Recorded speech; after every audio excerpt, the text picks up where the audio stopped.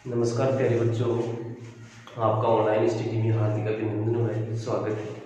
आज अपन देखेंगे कक्षा 12 ज्योग्राफी का चैप्टर नंबर 5। इस लेसन के अंदर अपन देखेंगे प्रवास एवं मानव विकास। सबसे पहले देखते हैं अपन प्रवास क्या होता है, फिर अपन देखेंगे प्रवास के प्रकार, प्रवास के पक्ष, प्रवास के परिणाम, फिर उसके बाद में मानव विकास का अंतरराष्ट्रीय प्रारूप, भारत में मानव विकास।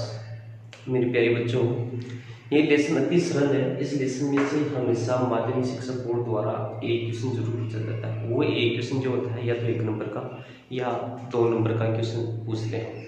अपन देखते हैं कि प्रवास क्या होता है। सबसे पहले देखते हैं प्रवास। देखो, प्रवास का तात्पर्य होता है एक स्थान से दूसरे स्थान पे जाना।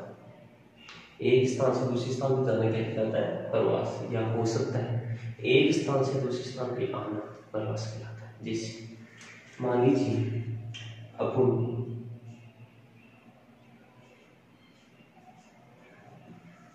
जयपुर से जा रहे हैं चीन, मतलब एक स्थान से दूसरे स्थान पे जाना क्या कहलाता है? प्रवास। प्रवास होता है 2 प्रकार का, उत्प्रवास, अप्रवास। उत्प्रवास व अप्रवास। देखो, उत्प्रवास मतलब एक स्थान से दूसरे स्थान पे जाना तो क्या कहलाता है? उत्प्रवास। अप्रवास देखो, आना नाम से प्रतीत हो रहा है, सबसे प्रतीत हो रहा है आना, मतलब एक स्थान से दूसरे स्थान पर आना क्या कहलाता है? अप्रवास। समझो, जैसे भारत से अमेरिका जाना, मतलब भारत से अमेरिका जा रहे हैं, जाना प्रवास। और अमेरिका के लिए जैसे अमेरिका से भारत आना, अमेरिका से भारत आना मतलब कोई व्यक्ति है जो अमेरिका से कहाँ आ रहा है? भारत में, ये हो गया अप्रवास। और भारत से अमेरिका जाना क्या कहलाता है? उत्प्रवास। यहाँ तक समझ में आ गया।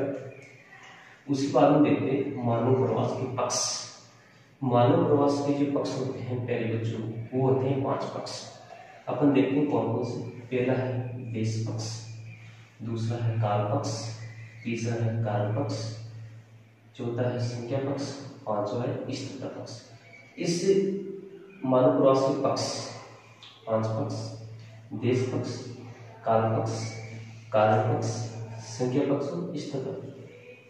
इस वीडियो को आपको अंत तक देखना है, लाइक करना है, सब्सक्राइब करना है और कमेंट करना है, क्योंकि मैं अंत में, वीडियो के अंत में ये बताऊंगा कि कौन कौन सा क्वेश्चन आ चुका है, कौन सा क्वेश्चन आ सकता है, किसकी संभावनाएं अधिक है और कौन सा क्वेश्चन इंपॉर्टेंट है।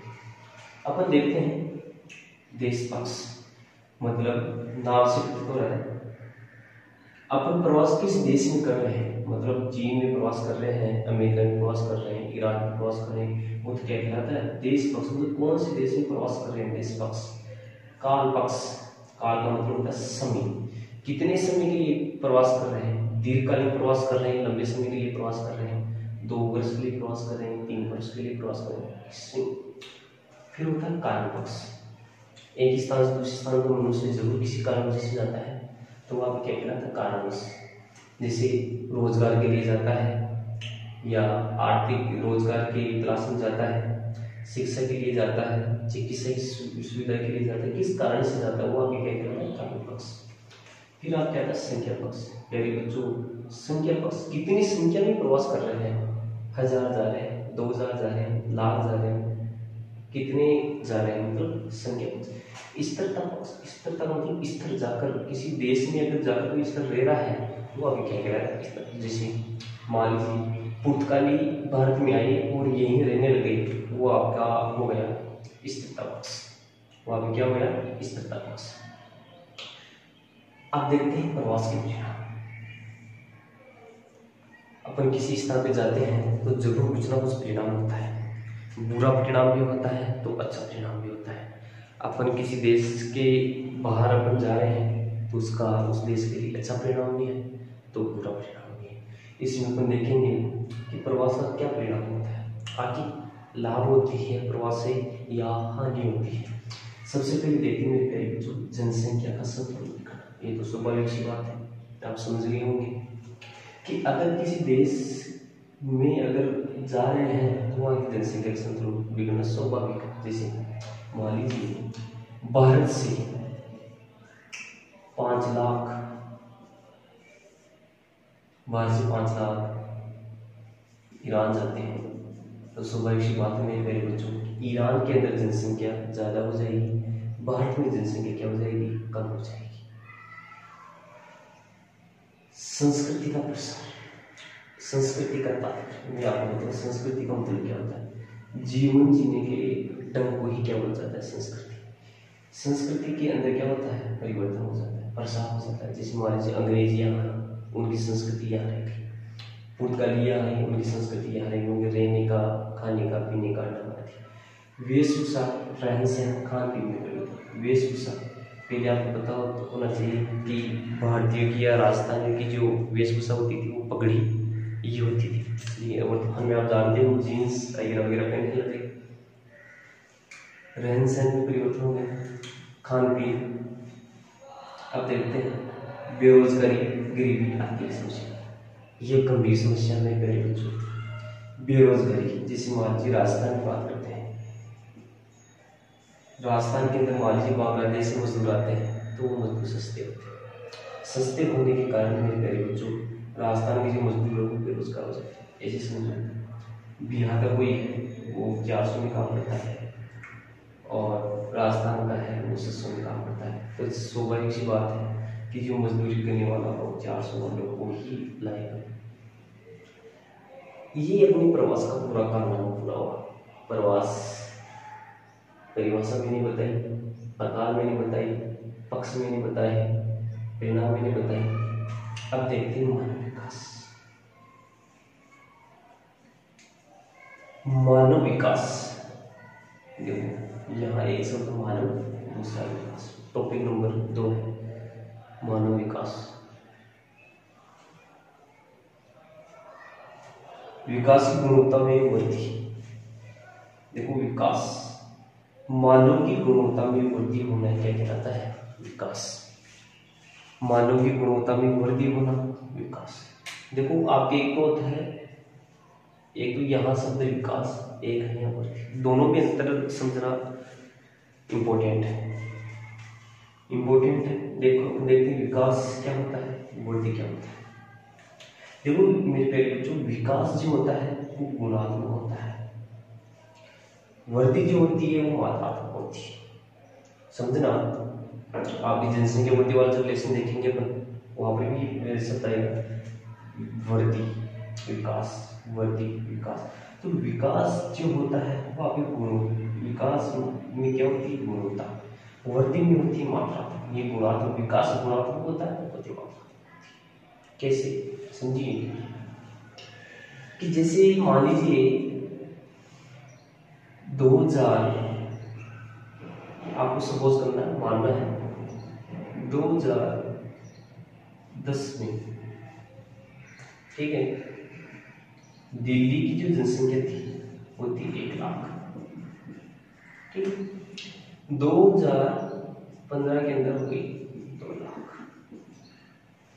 तो ये जो आपके अंतर आ रहा है लाख का, ये जनसंख्या वृद्धि हुई है, 1 लाख थी 2 लाख हो गई। विकास का मतलब क्या होता है कि दिल्ली के अंदर शिक्षा, स्वास्थ्य, संचार, परिवहन, इनमें क्या परिवर्तन हुआ है, ये आपके क्या कहलाएगा, विकास। दूसरा एग्जाम्पल में समझाऊंगा आपको, जैसे मान लीजिए मनुष्य की शरीर की वृद्धि होती है, वो पहले 3 फुट का था, 4 फुट का, 5 फुट का हो गया, इस शरीर की वृद्धि हो रही है, मात्रात्मक है, माप सकते हैं। विकास, उसके दिमाग का कितना विकास हुआ है, शिक्षा कितनी ली उसने, ये उसका क्या है, विकास। तो आप समझ गए होंगे कि गुणवत्ता और विकास और वृद्धि में क्या होता है। अपन बात कर रहे थे मानव विकास, मानवीय गुणवत्ता में वृद्धि होना ही क्या कहलाता है, विकास। जैसे उसकी स्वास्थ्य की, शिक्षा, परिवहन, संचार आदि में जो विकास हुआ है उसी क्या हो जाता है मानव विकास।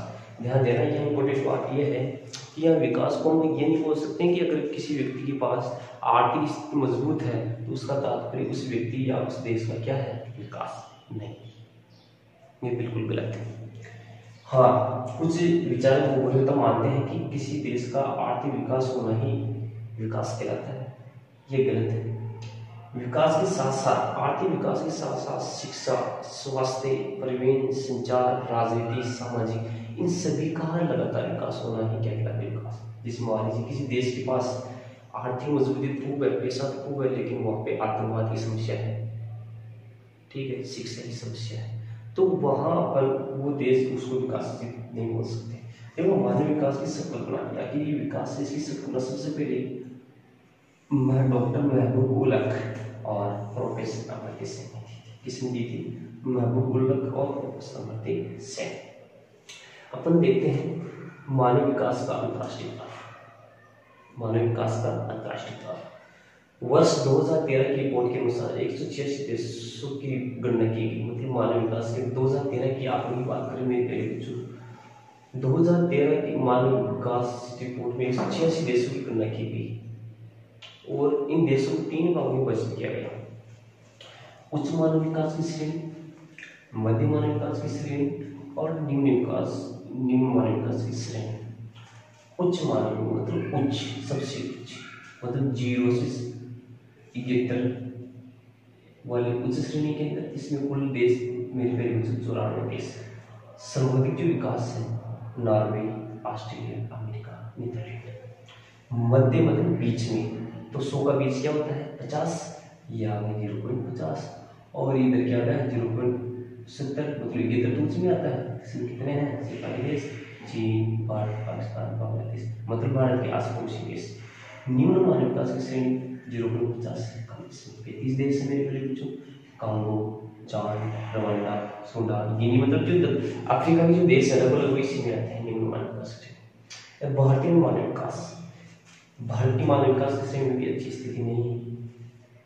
186 देशों में से 138 अवस्था, आप कल्पना कर सकते हो, 186 देशों की गणना की गई 2013 के अंदर और उसमें से 138 अवस्था। केरल सबसे स्थान पर है, सबसे ज्यादा जो साक्षरता है वो केरल की है, इसलिए केरल मानव विकास श्रेणी में उच्च। बिहार, छत्तीसगढ़, राजस्थान निम्न स्थान पे आते हैं। अब ये हुआ मानव विकास का राष्ट्रप्राण। अब देखते हैं कौन कौन से क्वेश्चन आ चुके हैं, कौन कौन से क्वेश्चन आ सकते हैं। देखो मेरे प्यारे बच्चों, अधिकतर जो क्वेश्चन पुटअप होता है वो क्वेश्चन पुटअप होता है कि प्रवास किसे कहते हैं, क्वेश्चन पुटअप प्रवास के प्रकार। और सबसे अधिक जो क्वेश्चन आया हुआ है वो आया हुआ है प्रवास के परिणाम बताइए। प्रवास के परिणाम बताइए, मतलब प्रवास से देखा था क्या परिणाम होते हैं। ये क्वेश्चन 2016 का है कि मानव विकास कल्पना सबसे पहले किसने प्रस्तुत की, डॉक्टर महबूब उलक और प्रोफेसर अमर्त्य सेन। इस वाले टॉपिक में से हमेशा एक न एक क्वेश्चन आता है। क्वेश्चन किस प्रकार से आता है मैं आपको बता दूं कि उच्च मानव विकास श्रेणी के 2 देशों के नाम बताइए, नॉर्वे, ऑस्ट्रेलिया। या क्वेश्चन आ सकता है निम्न मानव विकास की श्रेणी के 2 देशों के नाम बताइए, या तो 2 ही पूछिएगा तो भी आपको निम्न मानव विकास की श्रेणी के 2 देशों के नाम बताइए, या पूछ सकता उच्च मानव विकास की श्रेणी में कितने देश हैं। फिर पूछ सकता कि भारत में मानव विकास की श्रेणी में कौन सा स्थान है, तो कौन सा स्थान है, 138। सबसे सर्वोच्च स्थान पे कौन है, केरल, और सबसे कम बिहार, छत्तीसगढ़। यह ध्यान देना, जिस देश की साक्षरता, शिक्षा, स्वास्थ्य आदि सबसे सर्वोच्च होगी उसी देश का विकास सर्वाधिक होगा। केरल साक्षरता 93.93% साक्षरता। क्वेश्चन आ सकता है कि मानव विकास की श्रेणी में सर्वोच्च स्थान किसका है, सबसे निम्न स्थान किसका है। सर्वोच्च स्थान किसका है, नॉर्वे का, और निम्न स्थान किसका है, कांगो का। ये आपके लेसन नंबर 5 पूरा। मैं आशा करता हूँ कि आपको ये लेसन अच्छी तरह समझ में आया हो, और इसी प्रकार के लेसन या वीडियो आगे देखने के लिए मेरे प्यारे बच्चों मेरे चैनल को लाइक, सब्सक्राइब और कमेंट करना ना भूलें। जय हिंद, जय भारत।